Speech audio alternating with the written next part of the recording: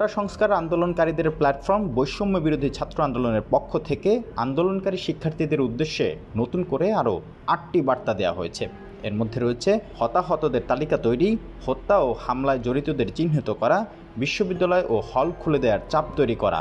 বৃহস্পতিবার দুপুরে এসব বার্তা সংবলিত একটি বিবৃতি সামাজিক যোগাযোগ মাধ্যম ফেসবুকে পোস্ট করেছেন বৈষম্য বিরোধী ছাত্র আন্দোলনের সমন্বয়ক আসিফ মাহমুদ, আবু বাকের মজুমদার ও রিফাত রশিদ।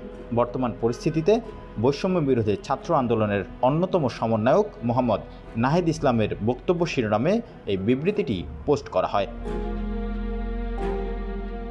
বিবৃতিতে বলা হয়, রংপুরের আবু সাইদ সহ নিহতদের স্মরণ করুন, তাদের কবর জিয়ারত করুন, পরিবারের প্রতি সমবেদনা জানান, হাসপাতালে থাকা আহতদের যথাসম্ভব সহযোগিতার চেষ্টা করুন, সক্ষমতা থাকলে নিহতদের পরিবারের কাছে লাশ হস্তান্তর করতে সহায়তা করুন, মর্যাদার সঙ্গে দাফন ও জানাজায় অংশ নিন, হতাহতদের তালিকা তৈরি ও পরিবারের সঙ্গে যোগাযোগ করুন, হত্যা ও মামলায় সরাসরি জড়িত সন্ত্রাসী ও আইনশৃঙ্খলা রক্ষাকারী বাহিনীর সদস্যদের চিহ্নিত করে রাখুন, যারা যে স্থানে আন্দোলন করেছেন নতুন করে সংগঠিত হন, নিরাপদে থাকুন, চিকিৎসা নিন ও গ্রেফতার এড়ান।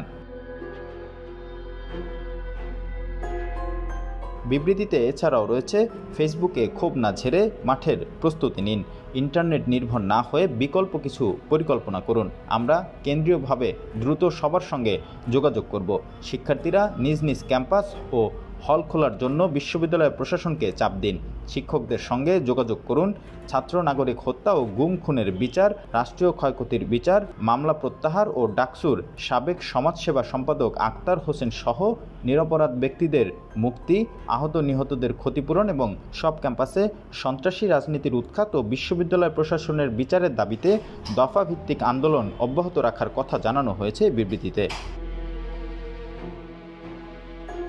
আপিল বিভাগের রায়ের পর কোটা সংস্কার করে সরকারের দেয়া প্রজ্ঞাপনের বিষয়ে বিবৃতিতে বলা হয়, আন্দোলনকারী শিক্ষার্থী ও অন্য অংশীজনদের সঙ্গে আলোচনা ছাড়াই কোটা সংস্কারের যে প্রজ্ঞাপন জারি করা হয়েছে সেটিকে চূড়ান্ত সমাধান মনে করছেন না তারা মনে করেন যথাসময় সংলাপের পরিবেশ তৈরি করে নীতি নির্ধারণী জায়গায় সব পক্ষের অংশগ্রহণের ভিত্তিতে প্রজ্ঞাপন দিতে হবে, অংশীদারীদের অংশগ্রহণে একটি স্বাধীন কমিশন গঠন করতে হবে, যা কোটা পদ্ধতির সুষ্ঠু বাস্তবায়ন, পর্যবেক্ষণ ও তদারক করবে। কোটার যে কোনো পরিবর্তন এই কমিশনের সুপারিশ সাপেক্ষে হতে হবে। এছাড়া সংসদে আইন পাশের বিষয়টি এখনও বাস্তবায়িত হয়নি, তাই কোটা সমস্যার এখনও চূড়ান্ত সমাধান হয়নি। 2018 সালেও আন্দোলনের চাপে পরিপত্র জারি করা হয়েছিল, 6 বছর পরেই সেটি বাতিল হয়। তাই এই পরিপত্র বা প্রজ্ঞাপনের খেলায় তারা আর বিশ্বাস করেন না। বৈষম্য বিরোধী ছাত্র আন্দোলন আর কেবল কোটা সংস্কারের বিষয়ে সীমাবদ্ধ নেই, তাই প্রজ্ঞাপন জারির সঙ্গেই এই আন্দোলনের সমাপ্তি ঘটবে না। রিপন হোসাইন, ঢাকা মেইল।